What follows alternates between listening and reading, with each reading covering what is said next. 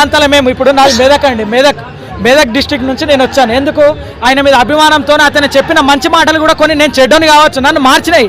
వీళ్ళందరూ మారిన వాళ్ళే, వీళ్ళందరూ ఆ అయ్యగారు చెప్పిన మాటల వల్ల జ్ఞానం పొంది మార మనసు పొంది వచ్చిన లేదు. అప్పిస్తే ఈ పాస్టర్ అరే మన చర్చికి ఇట్లా అయింది, ఎల్లుండి మేము డబ్బులు ఇస్తాం, కిరాయిలు ఇస్తామంటే ఎవరు రాలేడు. అందరము ప్రేమతోని ఒక దైవ సేవకుని కిరాతకంగా చంపిరాని బాధతో వచ్చినాం. కానీ మాకు ఇప్పుడు మాటలు వస్తలేవండి. ఎందుకంటే రేపటి నుంచి మాకు అయ్యగారు కనిపించాడు, మాకు రేపటి నుంచి అతను కనిపించాడు, ఆయన మాటలు వినిపించవు.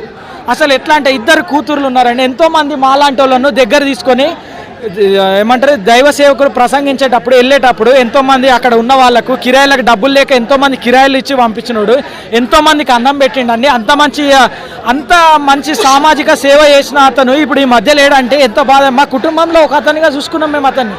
నేను ఎప్పుడు అయ్యగారిని కలవలేదండి, నేను ఎప్పుడు ఆయన ఇట్లా కలవలేదు. ఆయన ఎక్కడ ఉంటాడో కూడా నాకు తెలియదు.